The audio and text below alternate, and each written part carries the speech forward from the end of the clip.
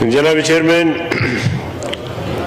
India ہمیشہ پاکستان کے ساتھ دوستی کے بجائے دشمنی کی ہے، لیکن موجودہ انڈیا کے جو حکمران ہیں بالخصوص مودی، یہ وحشی انسان ہے، جانور ہے۔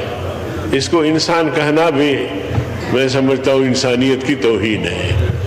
یہ قاتل ہے۔ انہوں نے اپنے علاقے میں، اپنے صوبے میں جس طرح مسلم کش مہم چلائی، مسلمانوں کا قتل عام کیا، یہ پوری دنیا پہ واضح ہے۔ اور اس وقت جو انہوں نے اقدام کیا، دیکھیے کسی بھی جنگ کے لیے کوئی جواز ہونا چاہیے۔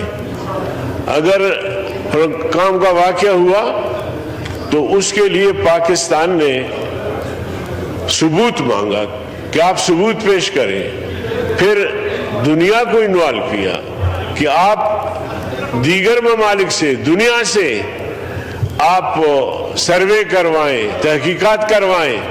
اگر کوئی جرم ثابت ہوتا ہے تو پھر آپ کو حق پہنچتا ہے، آپ حملہ کریں، آپ کو حق پہنچتا ہے عالمی عدالت جو بھی فیصلہ کرے۔ مگر مودی اس پیشکش کو بھی ٹھکرایا اور اس نے رات کی تاریکی میں جیسے ڈاکو ہوتے ہیں، چور ہوتے ہیں، شب خون مارتے ہیں، اس طرح انہوں نے شب خون مارا ہے۔ تو یہ ناقابل معافی جرم ہے، ناقابل معافی جرم ہے۔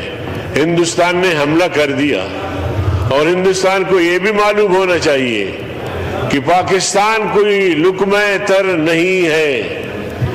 آپ نے حملہ کر دیا ہے، آغاز آپ نے کیا ہے، دہشت گردی آپ نے کیا ہے، جارحیت آپ نے کیا ہے۔ اب ہماری باری ہونی چاہیے اور ہم ان کو ایسا سبق سکھا دیں کہ پھر مودی جنگ کا نام نہ لے۔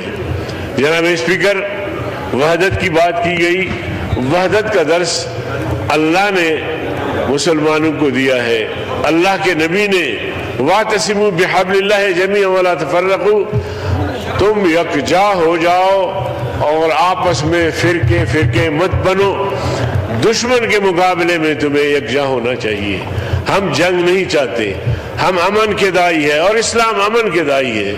اسلام نے ہمیشہ امن کی بات کی، امنیت کی بات کی، لیکن اسلام کہتا ہے کہ اگر جنگ مسلط کی جائے تو پھر ثابت قدم رہو، بہادری کے ساتھ، جرأت کے ساتھ، شوق شہادت کے ساتھ دشمن کو دنداں شکن جواب دو۔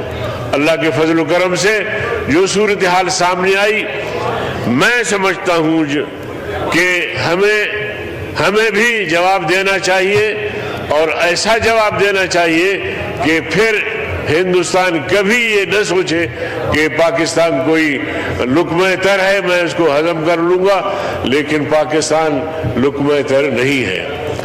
اگلی بات جناب اسپیکر، آپ کے توسط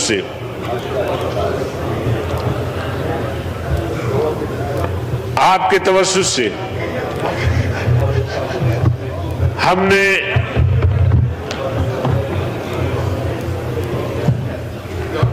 جناب اسپیکر، آپ کے توسط سے ہم نے پورے ملک میں اپنے کارکنوں کو الرٹ کیا ہے کہ جہاں جہاں زخمی پہنچے ان کو اگر خون کی ضرورت ہے تو ان کو خون دے دو۔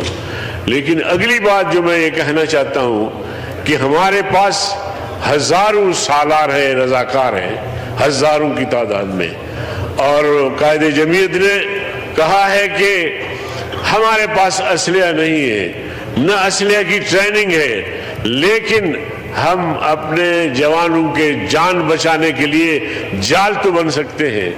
ہمیں بھیجے بارڈر پہ اور ہم اپنے جوانوں کے جہاں زخمی ہوں گے کم از کم ان زخمیوں کو سنبھال سکتے ہیں، جہاں کوئی شہید ہو شہداء کو سنبھال سکتے ہیں، اور ہمارے لوگ ہم نے جو کہا اس کے مطابق ہم تیار ہیں۔ اب آپ بتائیں کہ ہم کس سے رابطہ کریں. خون دینے کے لیے بھی تیار ہیں اور شہداء کو اٹھانے کے لیے بھی تیار ہیں اور بارڈر پہ جانے کے لیے بھی تیار ہیں, لیکن ایک نظم کے ساتھ, کسی نظم کے تحت ہمیں بھیجا جائے. ہم ڈھال بن سکتے ہیں اپنے جوانوں کے لیے, وطن عزیز کی دفاع کے لیے ہم خون کا آخری قطرہ بہانے کے لیے تیار ہیں. اس حوالے سے ہمیں بتایا جائے کہ ہم اب کیا کریں. ہم بالکل بھی تیار ہیں, الرٹ ہیں. پورے ملک میں ہم نے اپنے کارکنوں کو کہا ہے کہ جب وہ انڈیا اور پاکستان کی لڑائی ہوگی تو ہم انشاءاللہ صف اول میں ہوں گے, لیکن نظم چونکہ عسکری قیادت کے ہاتھ میں ہے, وہ ہمیں بتائیں کہ سویلین یا سیاسی جماعتیں یا جو ملک کے لیے جان دینا چاہتے ہیں, لڑنا چاہتے ہیں, وہ ان کی خدمات کس طرح حاصل کی جائے.